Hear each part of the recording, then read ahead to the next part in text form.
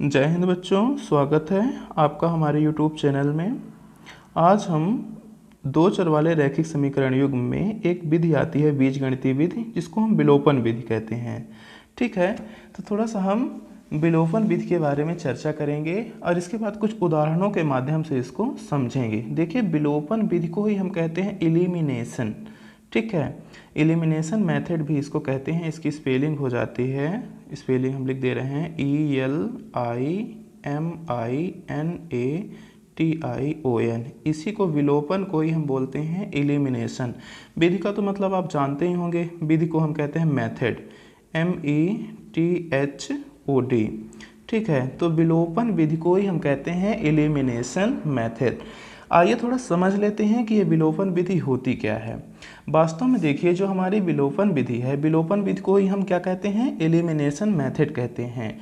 क्योंकि हम सर्वप्रथम एक चर को इसमें क्या कर देते हैं, विलुप्त कर देते हैं। आइए एक उदाहरण ले लेते हैं। जैसे मान लीजिए कि हमारे पास है x माइनस बाई बराबर 4 और दूसरा है x प्लस बाई बराबर 6।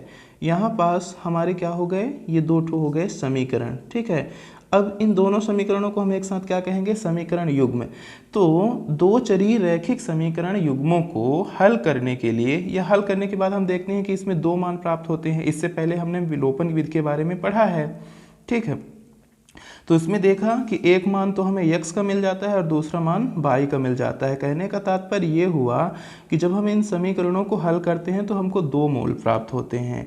तो इसके लिए सबसे पहले हमने पढ़ा ग्राफी विधि के बारे में, फिर हमने पढ़ा प्रतिस्थापन विधि के बारे में। तो प्रतिस्थापन में हमने देखा कि एक मान को हम क्या कर देते थे, प्रतिस्थापित कर देते थे, या एक चर को प्रतिस्थापित करके दूसरे चर की वैल्यू निकालते थे, फिर उसका मान समीकरण दूसरे समीकरण में रखते थे, तो हमें दो मूल प्राप्त हो जाते थे। लेकिन अब हम थोड़ा सा ध्यान देंगे विलोपन विधि। विलोपन विधि को हम कहते हैं एलिमिनेशन मेथड कहते हैं। इसमें हम क्या करेंगे, एक पद को कर देंगे विलोपित। विलोपित करने का मतलब एक पद को सीधे विलुप्त कर दिया जाता है, और विलुप्त कर देंगे तो दूसरे का मान हमको प्राप्त हो जाएगा। देखो, हम दोनों मानों की इस तरह से कुछ रख लेंगे, ये हमारा फॉर्मेट होता है। और यहाँ हम दो प्रोसेस कर सकते हैं। एक तो जोड़ने पर कर सकते हैं, इन दोनों समीकरणों को हम आपस में जोड़ सकते हैं, या इन दोनों समीकरणों को आपस में घटा सकते हैं। एक चीज़ और होता है, सबसे पहले क्या करना होता है, चाहे तो मान लो कि हम x को यदि विलोपित करेंगे तो x के गुणांकों को हमें क्या करना होगा, दोनों में इक्वल करना होगा। जैसे मान लीजिए कि यहाँ होता 2x और यहाँ होता 4x। ठीक है, यहाँ मान लो कि हमारा ये 3y होता और ये 2y होता। तो यहाँ पास अब हम देख रहे हैं कि ये विलोपित ना हो पाते। तो इनको विलोपित करने के लिए हमको क्या करना होता कि जो मान लीजिए कि हम x को विलोपित करना चाहते हैं यहाँ, तो जब हम x को विलोपित करना चाहते हैं, ध्यान से देखेंगे कि समीकरण 1 में x का गुणांक 2 है और समीकरण 2 में x का गुणांक 4 है। तो जब हम x वाले पद को विलोपित करेंगे तो समीकरण 1 में दूसरे समीकरण का जो x का गुणांक है वो होता है 4। तो समीकरण 1 में हम कर देते 4 का गुणा, और जो हमारा दूसरा समीकरण है, दूसरे समीकरण में पहले समीकरण के x के गुणांक का गुणा कर देते। ठीक है, तो यहाँ 4 का गुणा कर देते, तो ये हमारा हो जाता 4 दूना 8x हो जाता। ये देखिए प्लस में और ये माइनस में, चिन्हों का विशेष ध्यान होना चाहिए। प्लस माइनस माइनस और 4 तिहाई 12y यहाँ हो जाता, और इसी 4 का गुणा इस 4 से भी हो जाता, तो 4 चौको 16 आ जाता। ठीक है, इसी प्रकार इसमें भी देखिए, ये 4 दूना 8 हो जाता, तो ये हमारा 8x हो जाता। ये देखो प्लस में, ये भी प्लस में, तो यहाँ प्लस ही आता, और 2 दूना 4y यहाँ जाता, और यहाँ 6 दूना 12 आ जाता। ठीक है, अब देखो यहाँ दो प्रोसेस होती है, एक जोड़ने की हो सकती है या तो घटाने की हो सकती है। जोड़ने की करेंगे तब कोई चिन्हों में परिवर्तन नहीं आएगा, लेकिन यदि हम घटाने में करेंगे तब चिन्हों का परिवर्तन आ जाता है, क्योंकि यहाँ ऋण चिन्ह कॉमन हो जाता है नीचे वाले में। तो नीचे वाले पद के सभी चिन्ह देखो, ये प्लस में है तो माइनस में हो जाएगा, ये भी प्लस में है तो ये भी माइनस में, ये भी प्लस में है तो ये भी माइनस में हो जाएगा। अब देखो 8x प्लस में और ये 8x माइनस में। ठीक है ना, पद समान हैं लेकिन विपरीत चिन्ह वाले हैं, तो एक दूसरे को कर देंगे कैंसिल। ये प्रक्रिया देखो कहलाती है विलोपन। ठीक है ना, इसी को हम एलिमिनेशन भी कह सकते हैं। अब देखो ये माइनस का 12 और ये माइनस का कितना हो गया, 4 हो गया। दोनों सजातीय चिन्ह वाले हैं तो माइनस ही, और 12 में 4 जुड़ जाएगा तो 12 4 हो जाएगा 16y। ठीक है, बराबर यहाँ पास देखो, अब ये 16 हमारा प्लस में है, 12 माइनस में, तो यहाँ देख रहे हैं कि धनात्मक वैल्यू 16 है और ऋणात्मक वैल्यू 12 है, तो 16 12 से बड़ा है, 16 प्लस में है तो यहाँ प्लस का चिन्ह आएगा, लेकिन प्लस का चिन्ह तो लिखते नहीं है। 16 में 12 घटा देंगे तो कितना बचेगा, यहाँ 4 बचेगा, यहाँ 4 लिख देंगे। अब देखो ये y बराबर बचा, तो यहाँ पास हम क्या करेंगे, इसको कर देंगे पक्षांतरित, है ना। तो ये है आपका 4 बटे -16, यहाँ चला जाएगा, माइनस चिन्ह ऑलरेडी ऊपर चला जाता है, ये तो आपको पता ही होगा। अब देखो ये 4 एकम 4 और ये 4 चौको 16, तो यहाँ -1/4 हमको y की वैल्यू प्राप्त हो गई। तो देखो जनरली ये जो हमारी विलोपन विधि होती है, ये प्रतिस्थापन विधि से भी सरल मानी जाती है, क्योंकि इसमें बहुत ज़्यादा हमें चरणों से नहीं गुजरना होता है। डायरेक्ट यहीं पास हम क्या करते हैं, किसी एक पद को या तो यक्ष को विलोपित कर सकते हैं या तो बाय को कर सकते हैं। ये जरूरी नहीं है कि सिर्फ यक्ष को विलोपित करें। मान लो कि यहीं पास यदि हम बाई को विलोपित किए होते तो थोड़ा ध्यान से समझेंगे। देखो यहाँ बाई का गुणांक -3 है, तो इस नीचे वाले स्टेप में -3 का गुणा हो जाता, यानी दूसरे समीकरण में सभी पदों में -3 का गुणा। और यहाँ देखो दूसरे समीकरण में बाई का गुणांक क्या है, 2 है, तो पहले वाले समीकरण में 2 का गुणा हो जाता, तब यहाँ पास क्या हो जाता, बाई का विलोपन हो जाता, तो यहाँ यक्ष का मान आता। बात वही है, ठीक है। तो चलिए इस प्रकार से हम कुछ उदाहरणों को देखेंगे और विलोपन विधि का अध्ययन करेंगे, और फिर यहाँ से अनुमान लगाएंगे कि ये विलुप्त करने वाली विधि ज़्यादा सरल है कि प्रतिस्थापन जो हमने इससे पहले पढ़ा है वो वाली विधि ज़्यादा सरल है। ठीक है बच्चों, तो आइए हम चले आते हैं, कुछ क्वेश्चनों को देखते हैं। हमारे पास देखिए एक क्वेश्चन है, हमारी बुक का ही उदाहरण है। देखिए उदाहरण पढ़ना हमारे लिए बहुत ज़रूरी होता है। यदि हम एक्सरसाइज के प्रश्नों को हल करना चाहते हैं, प्रश्नावली के प्रश्नों को हल करना चाहते हैं, उनके बारे में अच्छी जानकारी रखना चाहते हैं, विषय वस्तु के बारे में अच्छी पकड़ रखना चाहते हैं, तो उदाहरण के क्वेश्चन तो बिल्कुल हमसे बनने ही चाहिए, क्योंकि जितने उदाहरण हमारी बुक में दिए रहते हैं तो वो सभी अलग अलग टाइप के होते हैं और उसी से रिलेटेड क्वेश्चन हमारी प्रश्नावली में पूछे जाते हैं। हम लोग क्या करते हैं, डायरेक्ट प्रश्नावली में जाते हैं, और हमारी परीक्षाओं में भी जो क्वेश्चन आते हैं तो आपने देखा होगा एक क्वेश्चन रहता है, फिर एक अथवा में करके रहता है। तो जाहिर सी बात है, हमेशा आप प्रश्न बैंक क्वेश्चन बैंक उठा के देखोगे तो उसमें एक प्रश्न आपके प्रश्नावली का होगा तो एक उदाहरण का जरूर होगा। इसीलिए कभी उदाहरण को इग्नोर मत करिए। यदि आप एग्जाम्पल को पढ़ते हो तो प्रश्नावली आपके लिए बहुत ही इजी बन जाएगा। ठीक है बच्चों, तो आइए हम देखते हैं उदाहरण नंबर 11। बहुत ही इजी क्वेश्चन है, पहले इसको समझ लेते हैं। देखिए क्वेश्चन कहता है कि दो व्यक्तियों की आय का यानी कि अनुपात 9:7 है। देखो दो व्यक्ति हैं, पहले हम समझ लेते हैं इस क्वेश्चन को कि क्वेश्चन कहता क्या है। देखो दो व्यक्ति हैं, मान लो एक व्यक्ति राम हो गया और दूसरा व्यक्ति हो गया श्याम। ठीक है, तो इनकी जो आय है, आय का अनुपात है 9:7। ठीक है, और उनके खर्चे का अनुपात, देखो ये हो गया आय का अनुपात। आय का अनुपात कितना हो गया, 9:7 हो गया। दूसरी तरफ हम लिख लेते हैं खर्च। ठीक है, खर्च किसका किसका हो जाएगा, राम का हो जाएगा और श्याम का। इसमें भी समझ लेते हैं, राम श्याम दो व्यक्ति हैं, इनकी आय का अनुपात 9:7 है। अब इनके खर्च का अनुपात देख लेते हैं, तो खर्च का अनुपात है 4:3 है। अब इनमें से प्रत्येक व्यक्ति 2000 रुपये महीने में बचा भी लेता है, यानी जितना कमाता है और खर्च करता है। भाई कमाने के बाद ही तो खर्च करेगा, तो खर्च क्या होगा, आय में माइनस होगा, खर्च को ही हम व्यय कह सकते हैं। तो यदि हम बचत का सूत्र एक बनाएं अपने हिसाब से, तो हमें बचत बराबर मिलेगा आय माइनस व्यय। ठीक है, ये हमारा सूत्र कहला जाएगा, या कि ये भी लिख सकते हैं आय माइनस व्यय बराबर बचत। इस प्रकार से हम कुछ बता सकते हैं। तो देखो एक व्यक्ति का नाम है राम, दूसरे व्यक्ति का नाम है श्याम। हम यहाँ ये मान लेते हैं कि जो राम है, दो व्यक्तियों की आय का अनुपात 9:7 है। ठीक है, तो हम एक महीने में चले जाते हैं। ठीक है, यहाँ पास देखो ऑलरेडी लिखा भी है कि प्रत्येक व्यक्ति प्रति महीने 2000 रुपये कमाता है, तो ये एक महीने का ही अनुपात ना यहाँ पास होगा। अब हमसे यहाँ बोल रहा है कि मासिक आय भी एक जांच कीजिए इनकी, तो हम ये मान लेते हैं कि जो राम नाम का व्यक्ति है उसकी आय हम मान लेते हैं 9 यक्ष, कि वो महीने में 9 यक्ष रुपये कमाता है। ठीक है। तो आय वाला यहाँ से ले लिए, अब राम का व्यय यहाँ से आ जाएगा, ठीक है, इस दूसरे अनुपात से। तो दूसरा अनुपात है 4:3। तो जो राम का खर्च हो जाएगा, यहाँ देखना ये राम का है, ठीक है, ये जो डिटेल लिख रहे हैं ये किसकी लिख रहे हैं, राम की लिख रहे हैं। तो राम की आय कितनी हो गई, 9x हो गई, ठीक है ना, क्योंकि 9:7 कमाता है, तो 9 राम का हो गया और 7 श्याम का हो गया। खर्च की बात की जाए तो 4:3 है, तो 4 राम का हो जाएगा और 3 खर्च श्याम का हो जाएगा, ठीक है। अब व्यय की बात आ जाती है तो हमारा सूत्र क्या बना है, बचत बराबर आय माइनस व्यय, या आय माइनस व्यय बराबर बचत हो जाएगा।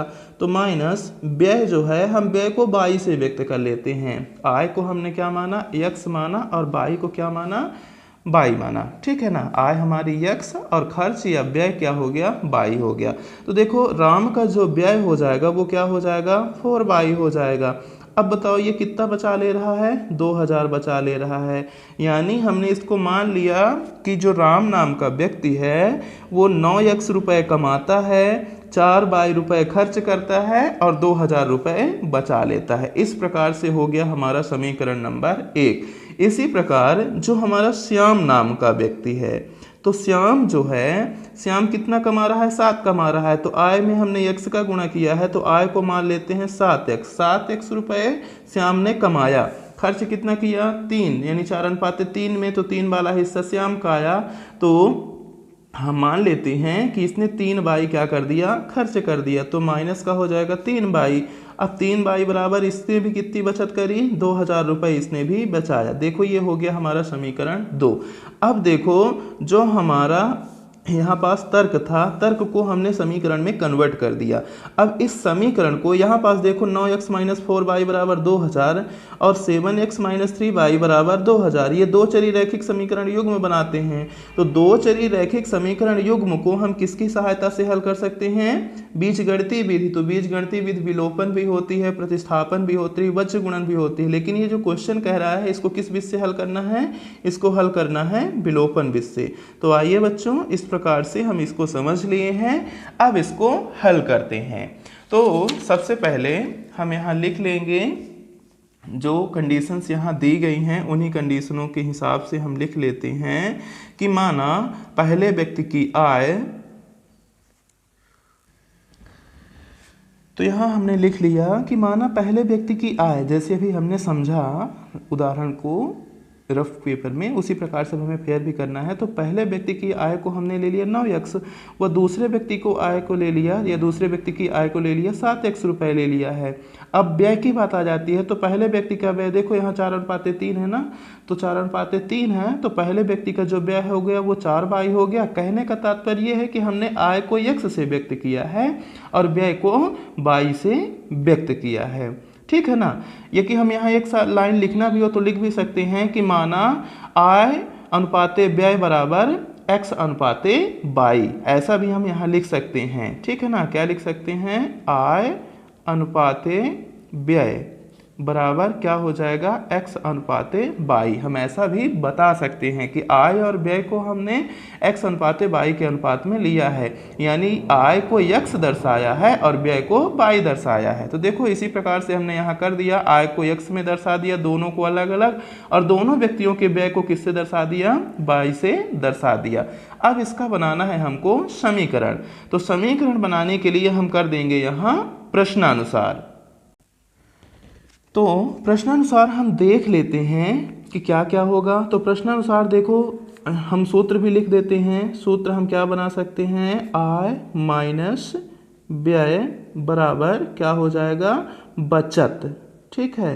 ये हमने बना दिया, एक अपने हिसाब से फार्मूला बना लिया है कि आय में व्यय को घटा देंगे तो बचत आ जाएगी। पहले व्यक्ति का ले लेते हैं, तो पहले व्यक्ति की आय कितनी है, यहाँ 9x है, माइनस पहले व्यक्ति का व्यय कितना है, 4 बाई है। तो देखो आय माइनस व्यय, बचत टोटल क्वेश्चन में कितने की हो रही है, 2000 रुपये ना, तो यहाँ लिख देंगे 2000। ये देखो हो गया हमारा समीकरण नंबर 1।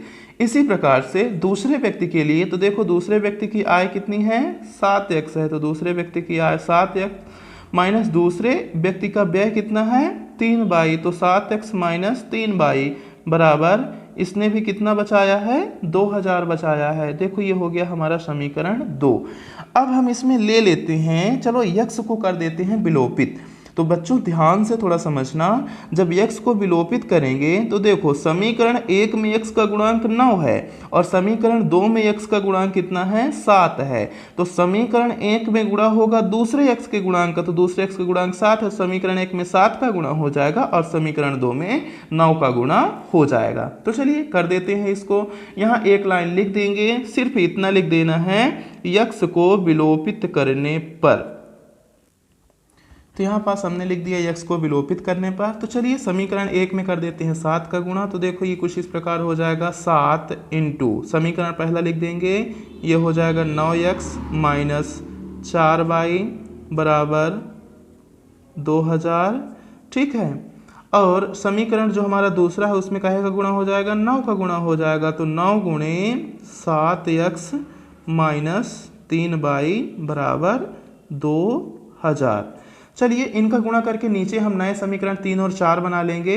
तो देखो 7 9 63, ठीक है ना। तो यहाँ पास हमको मिल जाएगा 63x। अब देखो ये प्लस में ये माइनस में, तो प्लस माइनस माइनस, और 7 चौको 28, तो यहाँ पास आ जाएगा 28y बराबर, ये देखो 7 और ये कितना है 2, तो 7 दूनी 14, यहाँ के 14 और 3 ठो 0, तो ये आ गया 14,000, ठीक है। ये देखो हमारा बन गया समीकरण नंबर 3। अब देखो इसमें देखो 9 सत्ते यहाँ भी आ जाएगा 63x, ये देखो प्लस में ये माइनस में, तो प्लस माइनस माइनस ही आएगा। अब इसके बाद देखो 9 त्रिक 27, ठीक है ना। तो यहाँ पास आ गया 27 और क्या आ जाएगा 22 बराबर, और ये हो गया 9 दूना 18, तो यहाँ पास आ गया 9 दूना 18, ये आएगा हमारा 18,000, क्योंकि यहाँ 3 जीरो है, 9 दूनी 18 और 3 जीरो यहाँ से ले लिए। ये हो गया समीकरण नंबर 4। अब देखो इन दोनों समीकरणों को हम कर देंगे घटाने पर, ठीक है ना। इन दोनों समीकरणों को यहाँ ब्रैकेट में हमको लिख देना है घटाने पर, ठीक है। तो जब घटाएंगे तो इसके नीचे के चिन्ह बदल जाएंगे। देखो ये प्लस में है तो माइनस में, ये माइनस में है तो प्लस में, ये भी प्लस में है तो माइनस में। अब यहाँ देखो ये 63x, ये भी 63x, लेकिन ये प्लस में ये माइनस में, ये दोनों क्या होंगे, कैंसिल हो जाएंगे। देखो ये माइनस का 28y और ये प्लस का 28y, ये भी क्या होंगे, विजातीय चिन्ह वाले हैं तो घटेंगे। 28 में 27 निकल जाएगा तो माइनस का सिर्फ यहाँ क्या बचेगा, y बचेगा, क्योंकि 1 बचेगा तो 1 तो लिखेंगे नहीं, तो इसलिए क्या लिख दिया हमने, माइनस का y लिख दिया बराबर। देखो यहाँ 14,000 है, नीचे 18,000 है। हम देख रहे हैं कि 18,000 14,000 से ऑलरेडी बड़ा होता है, तो यहाँ जो चिन्ह लगेगा वो काहे लगेगा, माइनस का। क्यों लगेगा, क्योंकि ऋणात्मक वैल्यू ज़्यादा है। तो 18,000 में 14,000 घटा देना है, तो घटा देते हैं, ठीक है ना। यहाँ देखो ये 0 0 तो आ जाएगा, ये हमारे तीनों 0। अब 8 में 4 निकल जाएगा तो कितना आएगा, 8 में 4 निकलेगा तो 4 ही आएगा, यहाँ आ गया 4,000, ठीक है। अब ये माइनस से माइनस हो गया कैंसिल, ठीक है। तो देखो ये y बराबर हमको कितना मिल गया, तो y बराबर हमको मिल गया 4,000। देखो समीकरण का एक मूल यहाँ हमको प्राप्त हो गया। अब y के मान को हम रख देंगे एक किसी समीकरण में, तो यहाँ y के मान को हम रख देते हैं समीकरण 1 में। यहाँ लिख देते हैं y के मान को समीकरण 1 में रखने पर, तो लिख दिया y के मान को समीकरण 1 में रखने पर। समीकरण 1 है हमारा 9x माइनस 4y बराबर 2000, ठीक है। यहाँ y की वैल्यू लिख देंगे 4000, तो ये हमारा हो जाएगा 9x माइनस 4 गुणे y की वैल्यू है 4000 बराबर, इधर क्या हो गया 2000, ठीक है। तो ये हमारा हो जाएगा 9x, देखो ये माइनस में और ये प्लस में, तो माइनस, और ये 4 चौको 16 और ये हो जाएगा 1000, ठीक है। अब ये 16,000 बराबर इधर कितना हो गया 2000। अब आगे देखिए 16,000 को LHS से RHS में सेंड कर देंगे, तो यहाँ हमारा बचेगा 9x बराबर, ये हमारा 2000 हो गया। देखो प्लस में 16,000 था तो माइनस में था, इधर जाएगा तो प्लस का क्या हो जाएगा 16,000, ठीक है। अब देखो ये 9 इंटू में, इधर जाएगा तो बट्टे में चला जाएगा, तो ये x बराबर 16 में 2000 जुड़ जाएगा, तो 16 2 18,000 हो जाएगा। तो यहाँ 18,000 और बटे, ये देखो 9 गुणे में है तो यहाँ जाएगा तो बटे में हो जाएगा। तो x बराबर 9 एकम 9 और 9 दूनी 18। ज़्यादा काट पीट करने की ज़रूरत नहीं होती है, रफ में कर लेंगे। तो 9 एकम 9 और 9 दूनी 18, तो बराबर यहाँ कितना बचेगा 2000। तो हमने देखा कि यहाँ जो x की वैल्यू है वो कितनी आ गई, 2000 आ गई। अब देखो हमसे ये क्वेश्चन क्या पूछ रहा है, हमारा क्वेश्चन पूछ रहा है कि उनकी मासिक आय ज्ञात कीजिए। तो देखो हमने पहले व्यक्ति की मासिक आय 9x ली है, दूसरे व्यक्ति की मासिक आय क्या ली है 7x। तो यहाँ लिख लेंगे पहले व्यक्ति की मासिक आय बराबर, तो पहले व्यक्ति की मासिक आय बराबर कितना हो गया 9x। तो यहाँ लिख देंगे 9 गुणे और x की वैल्यू कितनी है 2000। तो कितना हो गया 9 दूना 18,000। तो पहले व्यक्ति की मासिक आय कितनी हो गई 18,000 रुपये। अब दूसरे व्यक्ति की मासिक आय हमने लिया था 7x। तो यहाँ लिख देंगे दूसरे व्यक्ति की मासिक आय बराबर 7x। तो दूसरे व्यक्ति की मासिक आय 7x हो गई, 7 गुणे और x की वैल्यू हमने रख दिया यहाँ 2000। तो दूसरे व्यक्ति की मासिक आय कितनी आ जाएगी 14,000। 7 दूना 14,000। अब यहाँ अतः लिख देंगे कि अतः पहले व्यक्ति की मासिक आय 18,000 रुपये व दूसरे व्यक्ति की मासिक आय 14,000 रुपये है। इस प्रकार हमारा क्वेश्चन सोल्व हो जाएगा। तो यहाँ हमने निष्कर्ष में लिखा पहले व्यक्ति की मासिक आय 18,000 रुपये व दूसरे व्यक्ति की मासिक आय 14,000 रुपये है। ठीक है बच्चों, तो इस प्रकार से हमारा ये क्वेश्चन भी सॉल्व हो जाता है।